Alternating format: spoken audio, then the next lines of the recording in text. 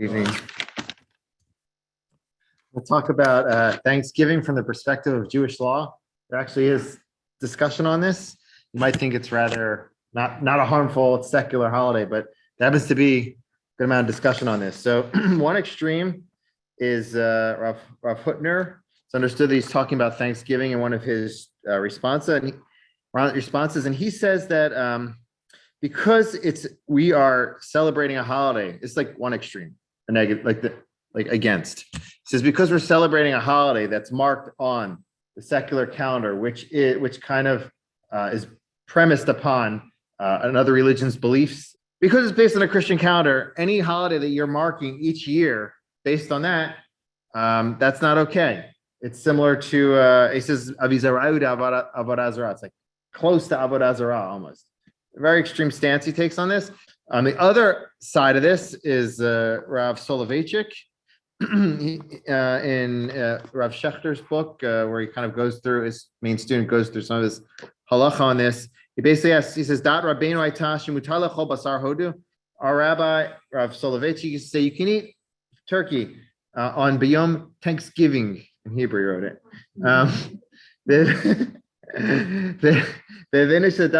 So we understood two things from here. That turkey, you can eat it even though we don't really have a clear tradition in relation to that. Like the turkey's permitted or not, he said you could. And also, it's not a problem of like copying the non-Jews, a holiday of the non-Jews. There is an issue like that in Jewish law, like copying certain things that non-Jewish people do. It's not an issue. And I read different places, they said he would learn Torah like usual the day of Thanksgiving, but he would bring his class like a little earlier.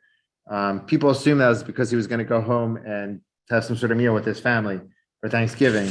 So he would still learn Torah, but he would do it a little bit earlier. The middle approach, it's kind of a complicated approach, is Rav Feinstein's approach. It spans three responsa in his Igros Moshe, and as a fourth one that kind of deals in an indirect way with this topic. And the first two of these three that I mentioned, they contradict each other. So the first response of these three, he says, it's a problem. You shouldn't do it at all. You shouldn't celebrate Thanksgiving, not because it's similar to idol worshiping like Rav Hutner, but rather you're copying the ways of the non-Jews, and you shouldn't be doing that. In the second response, he says, no, that's not the reason. If you do Thanksgiving every once in a while, there's no issue with copying the ways of the non-Jews. It's more of an issue of you establishing like a new custom every year. Like you're making it into a thing, and that's like adding on to the mitzvot. It's similar to that. And so based on the first responsa, you should never do it, according to him, like because it's copying the non-Jews. Based on the second responsa, you can do it every once in a while, but just not every single year, because then you're not adding on something permanently. And so one of his students asked him, Rav Tendler asked him, Rebbe, you answer two different things. What's the halacha?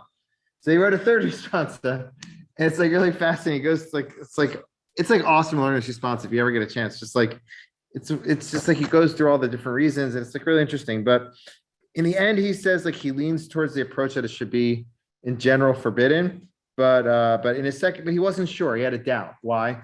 Because following the ways of non-Jews is usually, it can be understood as things that they're doing for idol worshiping purposes. And it's not harmful holiday. That it's not premised upon like a foreign idea. It's I don't know, like lore connected to the pilgrims and Turkey and it was instituted not so long ago by a councilman, etc.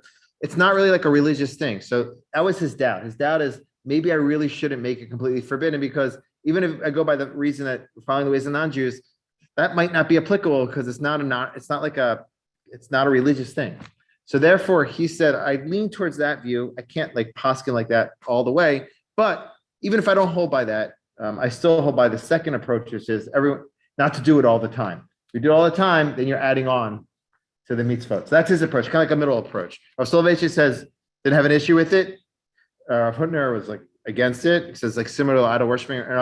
Rabbi Rav Feinstein seems to lean towards saying like we shouldn't be doing it because it's similar to following the ways of the non-Jews, but because it's not a religious holiday, he's not going to go with that all the way, and he's going to say we shouldn't do it every year. For the second reason, because you're adding on to the Torah's customs. So that's his approach in the middle there. Staying on the ground, it depends which community you're in. It seems like my Orthodox community, there's people don't have an issue celebrating, or Soloveitchik didn't have an issue.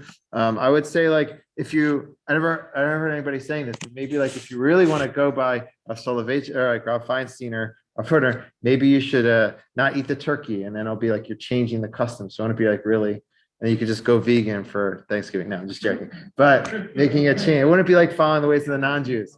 Be following the ways of the tree huggers. No, just joking. But I'm not really saying that. I'm saying like people do whatever they do. But like what is worth thinking about is like trying to make it Jewish. I mean, coming together as a family is a Jewish thing. It's beautiful and creating unity, etc. But if you want to try to think about making it more Jewish, think about like what you're grateful for. That's a really powerful thing. It can be very expansive, or it can be really simple. Just like thank Hashem at your table for your family. It's a bracha that we have family, that we have friends, that we can come together. It's a huge bracha. We have so many brachas. And just, you don't have to get like overly complicated, but at least say something out loud to Hashem. Thank you, Hashem. Thank you for bringing me here. Thank you for let's have food. Thank you. Let's have a warm house. Baruch Hashem. Go to shul. We have a family. We have so many brachas. So that could be one way to kind of make it more, have a Jewish feel maybe.